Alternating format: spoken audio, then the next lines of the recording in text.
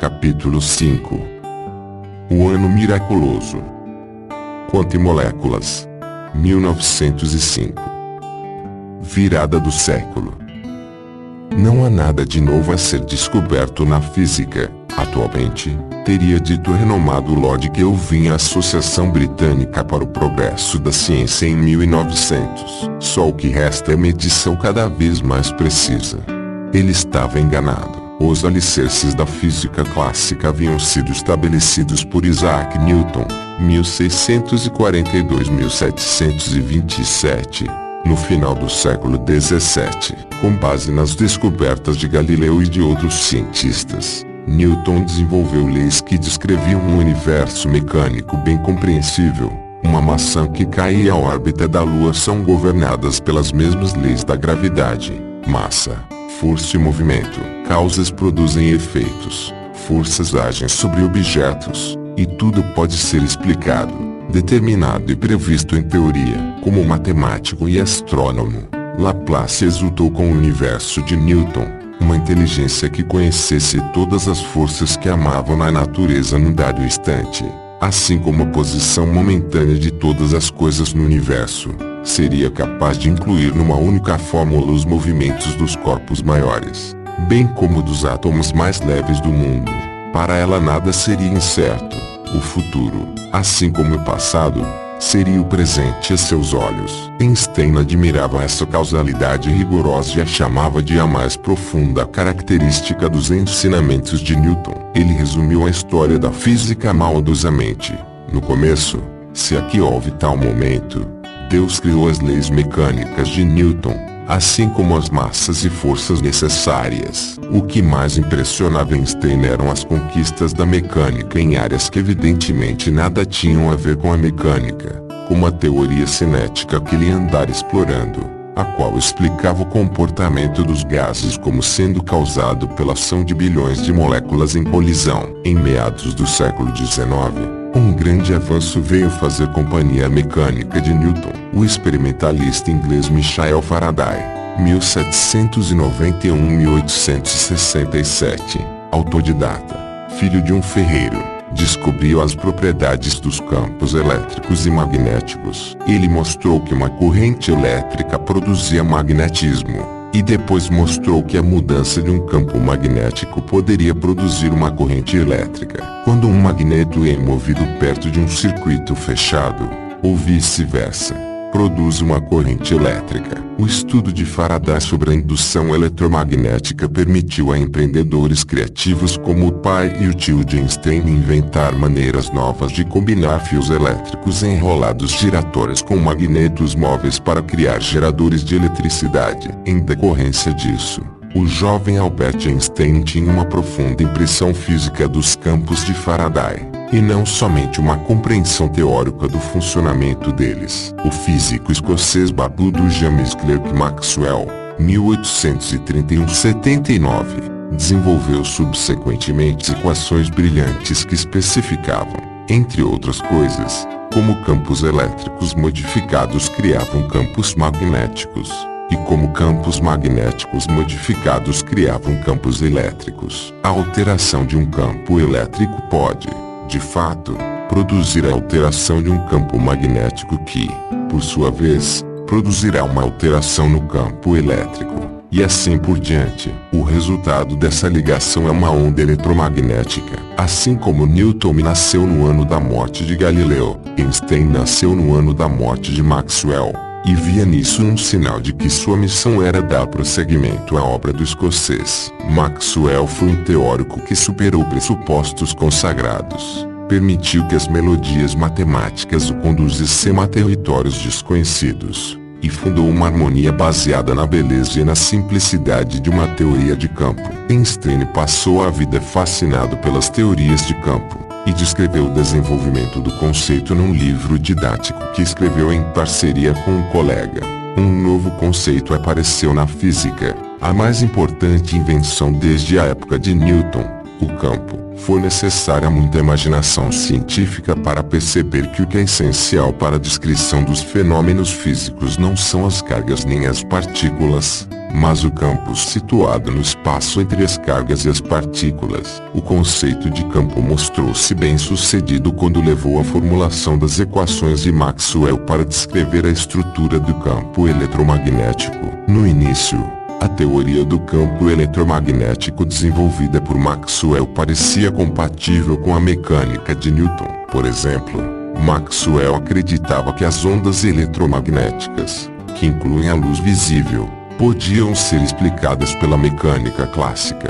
Se presumíamos que o universo está encharcado de um éter portador de luz invisível, tênue, o qual serve de substância física que ondula e oscila para propagar as ondas eletromagnéticas, num papel comparável ao da água para as ondas oceânicas e do ar para as ondas sonoras. No fim do século XIX, porém, as rachaduras começavam a abalar os alicerces da física clássica. Um problema era que os cientistas, por mais que tentassem, não conseguiam encontrar nenhuma evidência de nosso movimento através desse suposto éter condutor de luz. O estudo da radiação, como a luz e outras ondas eletromagnéticas emanam dos corpos físicos, expunha outro problema.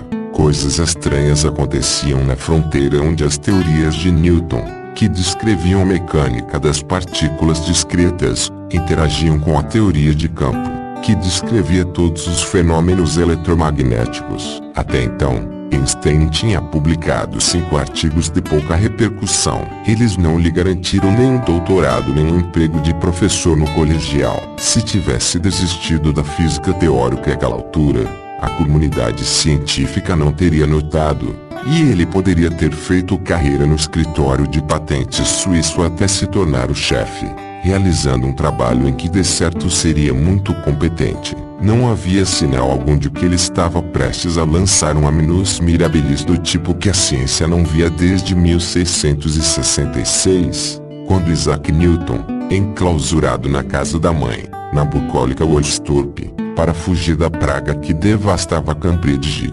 desenvolveu o cálculo, uma análise do espectro da luz e as leis da gravidade. Mas a física estava destinada a ser virada de cabeça para baixo novamente, e Einstein seria o autor da façanha. Ele tinha a ousadia necessária para rasgar as camadas de conhecimento convencional que tapavam as rachaduras na base da física, e sua imaginação visual lhe permitiu dar os saltos conceituais que desconcertavam os pensadores mais tradicionais. As descobertas que ele apresentou durante o frenesi de 4 meses, de março a junho de 1905, foram anunciadas naquela que se tornaria a mais famosa das cartas pessoais na história da ciência. Conrad Abist, seu confrade filosófico na Academia Olímpia, acabava de se mudar de Berna, o que deu motivo a Einstein para escrever a carta no final de maio, para regozijo futuro dos historiadores. Caro Abist, um ar de silêncio tão solene desceu sobre nós que quase sinto estar cometendo um sacrilégio quando o quebro agora com esta tagarelice inconsequente. Então,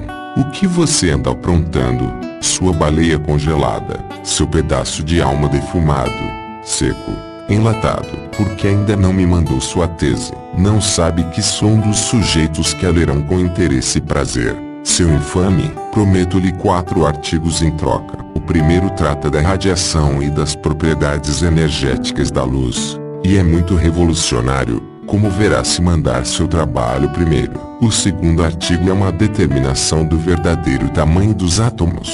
O terceiro prova que corpos de uma ordem de magnitude de 1000 milímetros, suspensos em líquidos, devem realizar uma movimentação aleatória observável, produzida pelo movimento térmico. Tal movimento de corpos em suspensão na verdade já foi observado por fisiologistas, que o chamam de movimento molecular browniano. O quarto artigo não passa de um esboço a esta altura, e é uma eletrodinâmica dos corpos em movimento que emprega uma modificação da teoria do espaço e do tempo. Conta de luz, março de 1905, como Einstein mencionou. Abist foi o primeiro dos artigos de 1905, e não o mais famoso e final, o qual expõe a teoria da relatividade, que mereceu a designação revolucionário. De fato, ele talvez contenha o avanço mais revolucionário na história da física. A sugestão de que a luz não vem apenas em ondas mas também em pequenos pacotes, quanta de luz, mais tarde chamados de fótons, nos lança em nevoeiros científicos estranhos, muito mais densos e muito mais assustadores que os aspectos mais radicais da teoria da relatividade. Einstein admitiu isso no título um tanto curioso que deu ao artigo, o qual submeteu em 17 de março de 1905 ao Annalen Physik, sobre um ponto de vista heurístico referente à produção e transformação da luz. 232. Heurístico significa uma hipótese que serve de guia e indica a direção para resolver um problema, mas que não é considerada comprovada. Da primeira frase que publicou sobre a teoria quântica até a última dessas frases, que constavam de um artigo divulgado exatos 50 anos depois, logo antes de sua morte, Einstein considerou o conceito de quanta, e todas as suas incômodas implicações, como, no máximo, heurístico,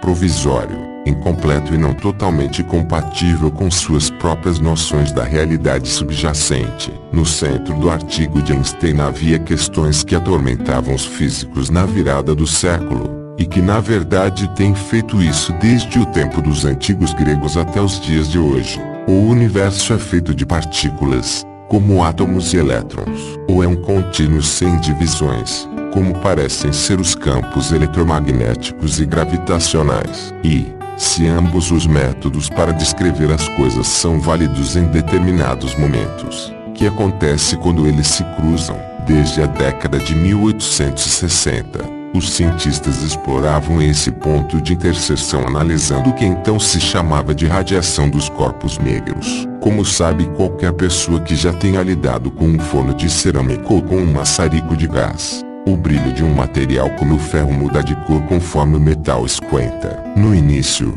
parece irradiar sobretudo luz vermelha. Conforme esquenta, emite um brilho alaranjado, depois branco e, por fim, azul. Para estudar essa radiação, Gustav Kirchhoff e outros inventaram um recipiente metálico fechado, com um pequeno furo para permitir que escapasse um pouco de luz. Em seguida, desenharam um gráfico da intensidade de cada comprimento de onda quando o equipamento atingia o equilíbrio, em certa temperatura. Fosse qual fosse o material ou a forma das paredes do recipiente, os resultados eram sempre os mesmos. A forma dos gráficos dependia unicamente da temperatura. No entanto, havia um problema. Ninguém conseguiu obter a base completa para a fórmula matemática que produziria o formato de morro dos gráficos. Quando Kirchhoff morreu, sua cátedra na Universidade de Berlim foi entregue a Max Planck, nascido em 1858, numa tradicional família alemã de afamados estudiosos, teólogos e advogados. Planck era em muitos aspectos tudo o que Einstein não era. Usava pince-nez e trajes meticulosos. Orgulhava-se de ser alemão. Era um resoluto e irredutível mesmo em sua timidez. Conservador por instinto e formal nos modos. É difícil imaginar dois homens com atitudes mais diversas, disse posteriormente Max Born, amigo deles. Einstein era um cidadão do mundo, pouco apegado às pessoas que o rodeavam, independente da carga emocional da sociedade em que vivia, e Planck, profundamente arraigado nas tradições de sua família e de seu país, patriota ardente, orgulhoso da grandeza histórica alemã e conscientemente prussiano em sua atitude perante o Estado. Por conservadorismo, Planck mostrava-se cético acerca do átomo e das teorias de partículas em geral, em contraste com as teorias ondulatória e de campos. Como escreveu em 1882, apesar do imenso sucesso que a teoria atômica obteve até o momento, ela terá de ser abandonada um dia, em favor do pressuposto da matéria contínua. Numa das ironias preciosas de nosso pequeno planeta, Planck e Einstein compartilhariam a honra de abrir o caminho para a mecânica quântica, e depois recuariam, quando se tornou claro que ela minava os conceitos estritos de causalidade e certeza que os dois veneravam. Em 1900, Planck apresentou uma equação, usando em parte o que chamou de conjectura fortuita, que descrevia a curva dos comprimentos de ondas a cada temperatura. Ao fazê-lo, aceitou que os métodos estatísticos de Boltzmann, aos quais resistia, estavam afinal correios. Mas a equação tinha uma característica curiosa. exigia o uso de uma constante, que era uma quantidade ínfima e inexplicada, aproximadamente 6.62607x1034 joules-segundos, a qual precisava ser incluída para se chegar ao resultado correto. Ela logo foi batizada de constante de Planck, e é hoje conhecida como uma das constantes fundamentais da natureza. No início, Planck não tinha ideia de qual era o significado físico de sua constante matemática, nem se ela teria algum significado, mas depois ele apresentou uma teoria que, pensou, aplicava-se não somente à natureza da luz, mas também à ação que ocorria quando a luz era absorvida ou emitida por uma porção de matéria. Ele afirmou que qualquer superfície que estivesse irradiando calor e luz, como as paredes num equipamento de corpo negro, continha moléculas vibratórias ou osciladores harmônicos, como se fossem pequenas molas vibratórias. Esses osciladores harmônicos poderiam absorver ou emitir energia apenas na forma de minúsculos pacotes ou fardos. Esses pacotes ou fardos de energia surgiam apenas em quantidades fixas, determinadas pela constante de Planck, em vez de ser divisíveis ou ter um intervalo contínuo de valores. Planck considerou sua constante um mero recurso de cálculo que explicava o processo de emitir ou absorver luz, mas não se aplicava à natureza fundamental da própria luz. Apesar disso, a declaração que ele fez à Sociedade de Física de Berlim em dezembro de 1900 foi histórica.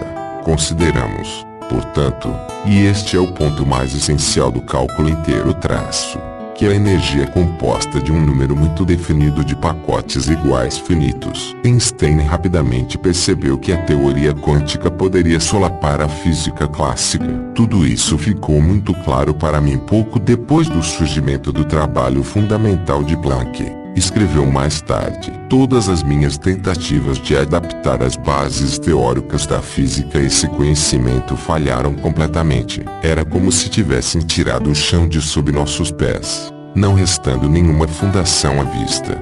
Além do problema de explicar do que se tratava afinal a constante de Planck, havia outra curiosidade sobre a radiação que precisava ser explicada. Era o chamado efeito fotoelétrico, que ocorre quando a luz, ao incidir sobre uma superfície metálica, faz com que elétrons sejam soltos e emitidos. Na carta que escreveu a Marie logo depois que soube de sua gravidez, em maio de 1901, Einstein mencionou um estudo sensacional de Philippe Lenard que explorava esse tópico. Os experimentos de Lenard descobriram algo inesperado. Quando ele aumentava a frequência da luz, passando do calor infravermelho e vermelho, subindo a frequência então para violeta e ultravioleta os elétrons emitidos aceleravam com muito mais energia. Então, ele aumentou a intensidade da luz, usando um arco voltaico de carbono que poderia ficar mais de 1000 vezes brilhante. A luz mais brilhante,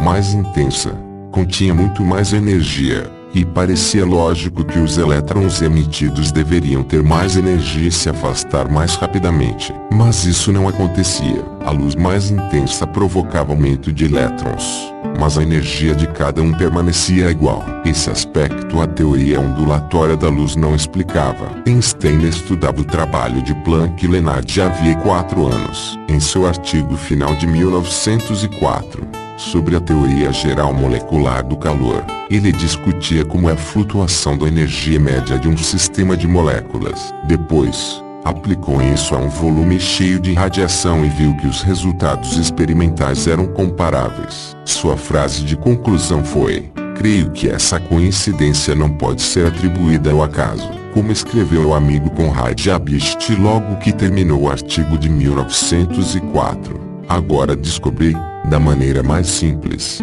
a relação entre o tamanho dos quantos elementares da matéria e os comprimentos de onda da radiação. Ele estava pronto, pelo jeito, a formular a teoria de que o campo de radiação era feito de quanta. Em seu artigo de 1905 sobre os quanta de luz, publicado um ano depois, ele fez exatamente isso. Apanhou a peculiaridade matemática que Planck havia descoberto, interpretou-a literalmente, relacionou aos resultados fotoelétricos de Lenard e analisou a luz como se realmente fosse feita de partículas minúsculas, chamou-as de quanta de luz, em vez de ser uma onda contínua. Einstein começou seu ensaio descrevendo a grande diferença entre as teorias baseadas em partículas, como a teoria cinética dos gases, e as teorias que abordavam funções contínuas, como os campos eletromagnéticos da teoria ondulatória da luz. Existe uma profunda diferença formal entre as teorias que os físicos formularam a respeito dos gases e de outros corpos ponderáveis e a teoria dos processos eletromagnéticos de Maxwell no assim chamado espaço vazio,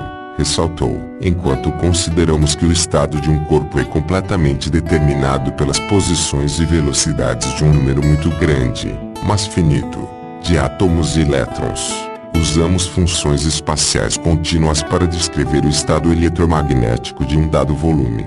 Antes de defender a teoria das partículas de luz, ele enfatizou que isso não tornaria necessário eliminar a teoria ondulatória, que continuaria a ser útil. A teoria ondulatória da luz, que opera com funções espaciais contínuas, tem funcionado bem na representação de fenômenos puramente ópticos, e provavelmente jamais será substituída por outra teoria. Seu jeito de acomodar a teoria ondulatória e a das partículas era sugerir, de um modo heurístico, que nossa observação das ondas exigia médias estatísticas das posições de possivelmente incontáveis partículas. Devemos ter em mente, disse ele, que as observações ópticas se referem a médias temporais, e não a valores instantâneos. Então surgiu a frase que foi provavelmente a mais revolucionária escrita por Einstein. Ela indica que a luz é feita de partículas discretas ou pacotes de energia, de acordo com o pressuposto a ser considerado aqui.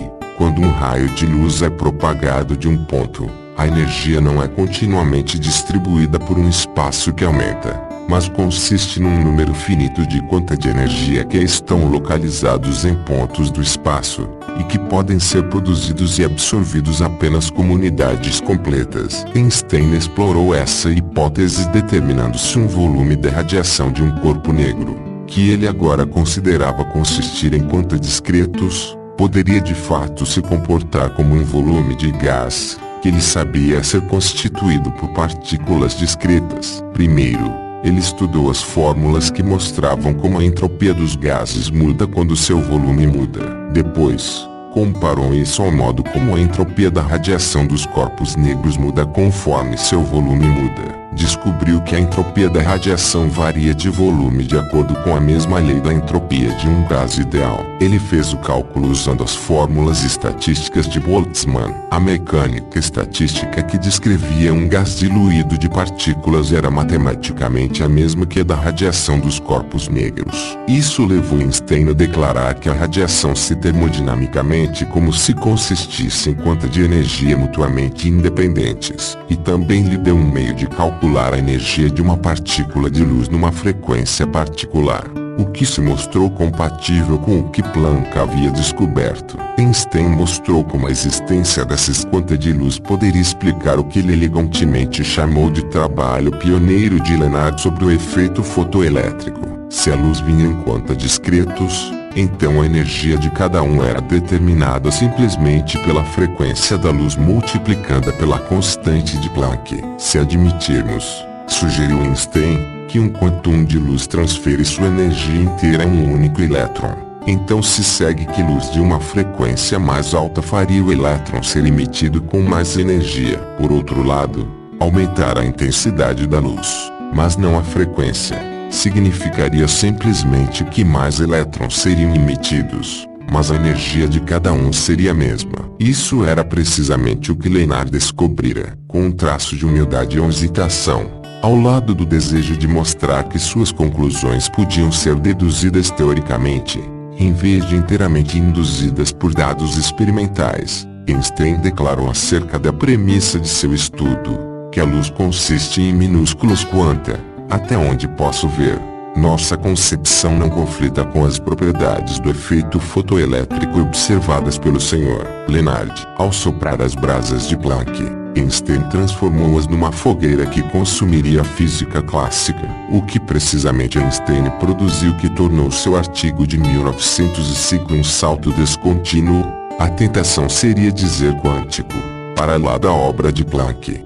Com efeito, como Einstein notou num artigo no ano seguinte, seu papel foi que ele compreendeu a importância física do que Planck havia descoberto. Para Planck, um revolucionário relutante, o quantum era um artifício matemático para explicar como a energia era emitida e absorvida quando interagia com a matéria. Mas ele não viu que isso se relacionava com uma realidade física que era inerente à natureza da luz e ao próprio campo eletromagnético. Pode-se interpretar o artigo de Planck de 1900 como significando apenas que a hipótese quântica é usada como uma conveniência matemática introduzida para calcular uma distribuição estatística, e não como um novo pressuposto físico, dizem os historiadores científicos Gerald Otton e Steven Bruch. Einstein, por sua vez, considerou o quantum de luz como um elemento da realidade, um capricho do cosmos, misterioso, incômodo,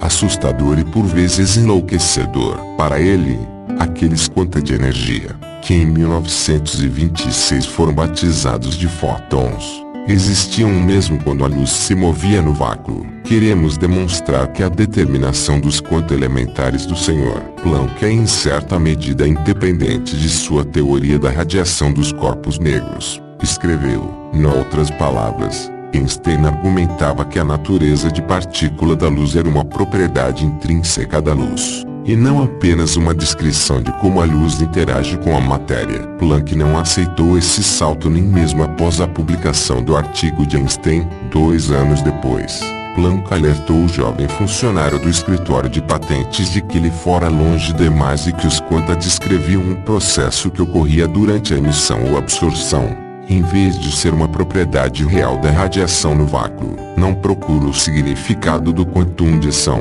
quantum de luz, no vácuo, mas do local da absorção e emissão, advertiu. A resistência de Planck a acreditar que os quanta de luz tinham uma realidade física persistia. 8 anos após a publicação do artigo de Einstein, Planck indicou para uma cobiçada cadeira na Academia de Ciências da Prússia. A carta que ele e outros patronos escreveram esbanjava elogios, mas Planck acrescentou: o fato de que ele possa por vezes ter errado o alvo em suas especulações, como, por exemplo, na hipótese do quantum de luz, não deve pesar demais contra ele. Pouco antes de morrer, Planck refletiu sobre o fato de ter passado muito tempo fugindo das implicações de sua descoberta. Minhas tentativas inúteis de encaixar o quantum de ação elementar de algum modo na teoria clássica continuaram por alguns anos e me custaram um esforço enorme, escreveu. Muitos de meus colegas viram nisso quase uma tragédia. Ironicamente, palavras semelhantes seriam usadas depois para descrever Einstein. Ele se tornou cada vez mais distante e cético acerca das descobertas sobre quantum que iniciou. Disse Bohr a respeito de Einstein: muitos de nós consideram isso uma tragédia.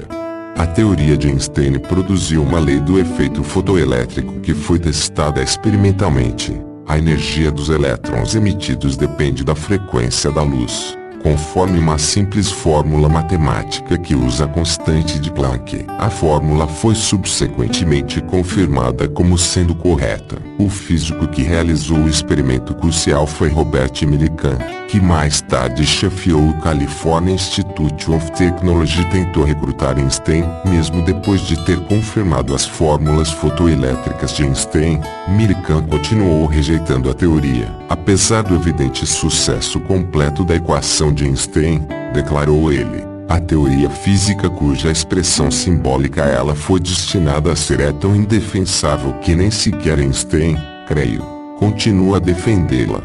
Millikan enganava-se ao dizer que a formulação de Einstein sobre o efeito fotoelétrico havia sido abandonada. Na verdade, foi especificamente pela descoberta da lei do efeito fotoelétrico que Einstein ganhou seu prêmio Nobel. Com o advento da mecânica quântica nos anos 20, a realidade do fóton tornou-se uma parte fundamental da física. Contudo, em termos mais gerais, Millikan tinha razão. Einstein consideraria cada vez mais profundamente perturbadoras as implicações do quantum e da dualidade onda-partícula da luz. Em carta escrita perto do fim da vida ao grande amigo Michel Besso, depois que a mecânica quântica fora aceita por praticamente todos os físicos vivos, Einstein lamentaria: E todos esses 50 anos de ponderação não me aproximaram da resposta à questão: o que são os quanta de luz? Tese de doutorado sobre o tamanho das moléculas. Abril de 1905. Einstein escrevera um artigo que revolucionaria a ciência,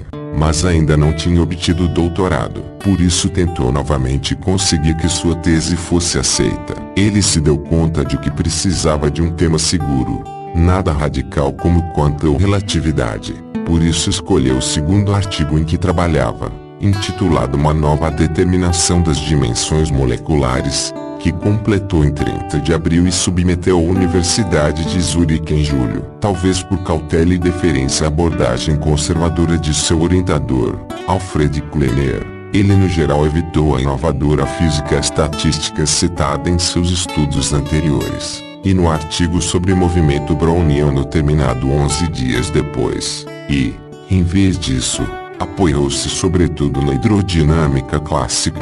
Mesmo assim, foi capaz de explorar o modo como o comportamento de incontáveis partículas minúsculas, átomos, moléculas, se reflete em fenômenos observáveis e, reciprocamente, como os fenômenos observáveis podem nos informar a respeito da natureza dessas partículas invisíveis. Quase um século antes, o cientista italiano Amedeo Avogadro, 1776-1856, desenvolveu a hipótese, correta, como se provou depois, de que dois volumes iguais de qualquer gás, quando medidos à mesma temperatura e pressão, têm o mesmo número de moléculas. Isso levou a uma tarefa difícil: descobrir quantas eram. O volume normalmente escolhido era ocupado por um mol de gás. Seu peso molecular em gramas, que é de 22,4 litros a temperatura e pressão padrões. O número de moléculas nessas condições ficou mais tarde conhecido como número de Avogadro. Determiná-lo exatamente era,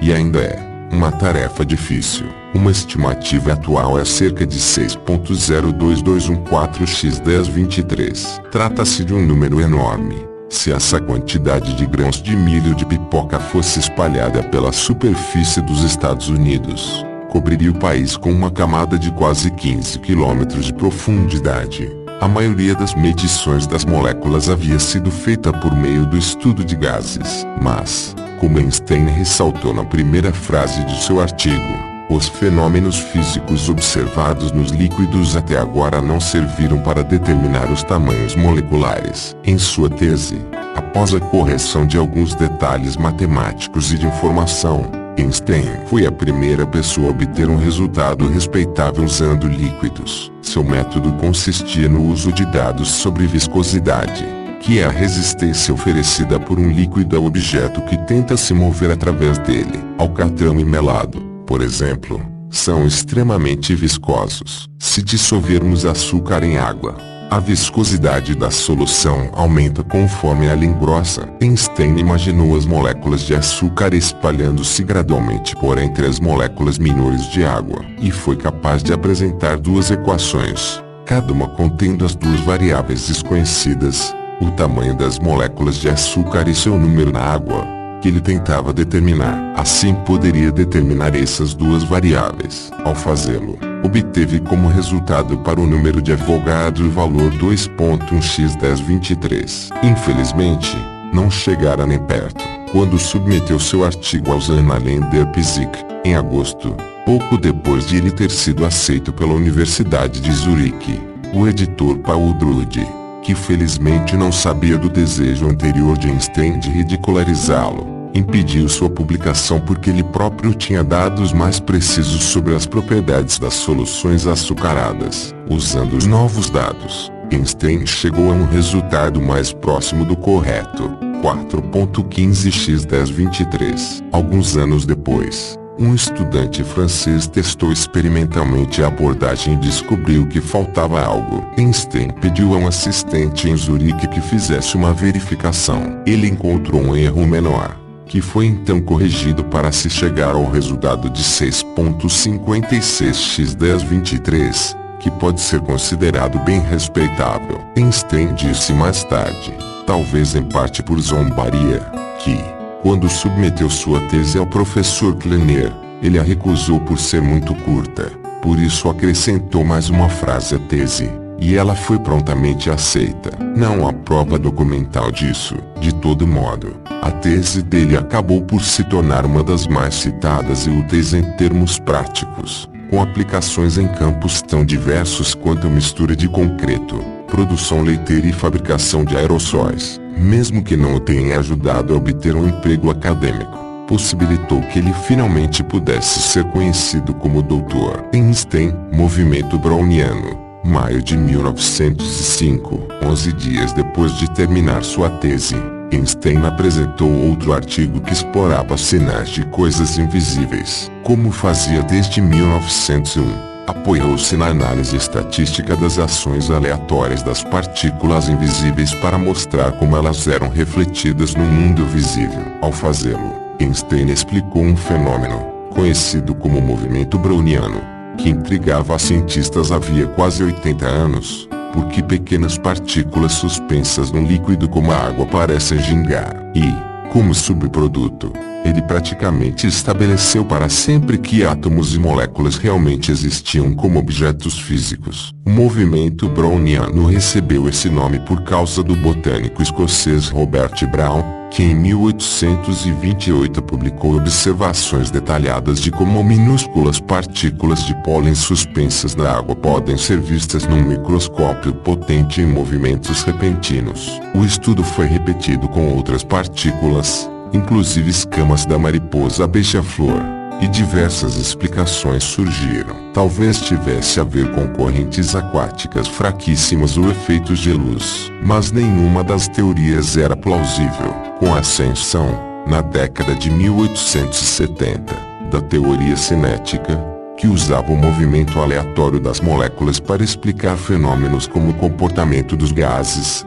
alguns tentaram usá-la para explicar o movimento browniano. Mas, como as partículas em suspensão eram 10.000 vezes maiores que uma molécula de água, parecia que a molécula não teria força para deslocar a partícula. Assim como um taco de beisebol não conseguiria deslocar um objeto com cerca de 800 metros de diâmetro. Einstein mostrou que, embora uma única colisão não pudesse deslocar uma partícula, o efeito de milhões de colisões aleatórias por segundo poderia explicar o gingado observado por Brown. Nesse estudo, proclamou na primeira frase, será mostrado que, de acordo com a teoria molecular cinética do calor, corpos de tamanho microscopicamente visível suspensos no líquido devem, como consequência dos movimentos moleculares térmicos, realizar movimentos de tal magnitude que se pode facilmente observá-los com um microscópio. Ele prosseguiu dizendo algo que à primeira vista parece intrigante. Seu artigo não era uma tentativa de explicar as observações do movimento browniano. Na verdade, ele agia como se não tivesse nem sequer a certeza de que os movimentos deduzidos de sua teoria fossem os mesmos observados por Brown. É possível que os movimentos a ser discutidos aqui sejam idênticos aos do chamado movimento molecular browniano.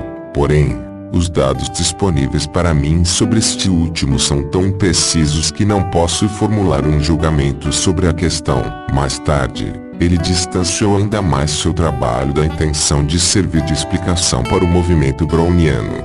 Descobri que, segundo a teoria atomística, deveria haver um movimento de partículas microscópicas suspensas passíveis de observação, sem saber que as observações referentes ao movimento browniano já eram conhecidas havia muito. Sua dúvida quanto a estar lidando com o movimento browniano parece à primeira vista estranha, até maldosa. Afinal, ele havia escrito a Conrad Habicht poucos meses antes. Tal movimento de corpos em suspensão na verdade já foi observado por fisiologistas, que o chamam de movimento molecular browniano. No entanto, a preocupação de Einstein era legítima e significativa.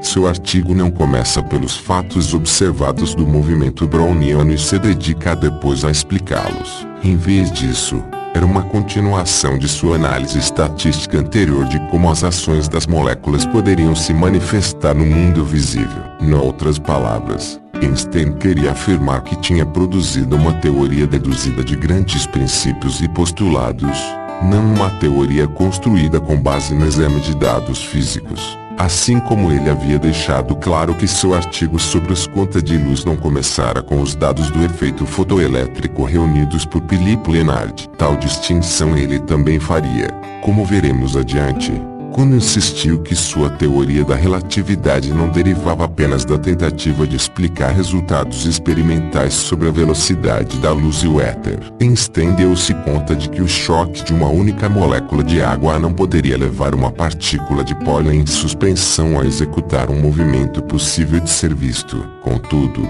em qualquer momento específico, a partícula estava sendo atingida por todos os lados por milhares de moléculas. Haveria momentos em que um número muito maior de choques atingia um lado específico da partícula. Depois, noutro momento, um lado diferente poderia receber o impacto mais pesado. O resultado seriam pequenos saltos aleatórios que resultariam no que se conhece como passeio aleatório. O melhor meio de visualizar isso é imaginar um bêbado que parte de um poste de luz e dá um passo a cada segundo, em sentido aleatório. Após 2 passos, ele pode ter ido em frente e voltado ao poste, ou pode ter dado 2 passos na mesma direção, ou um passo para o oeste e outro para nordeste. Um pouco de investigação matemática revela um dado interessante sobre o passeio aleatório. Estatisticamente, a distância do bêbado até o poste será proporcional à raiz quadrada do número de segundos transcorridos. Einstein percebeu que não era nem possível nem necessário medir cada zigue-zague do movimento browniano, nem medir a velocidade da partícula em dado momento. Era bem mais fácil medir as distâncias totais das partículas em movimento aleatório conforme essas distâncias aumentavam com o transcorrer do tempo. Einstein queria previsões concretas que pudessem ser testadas,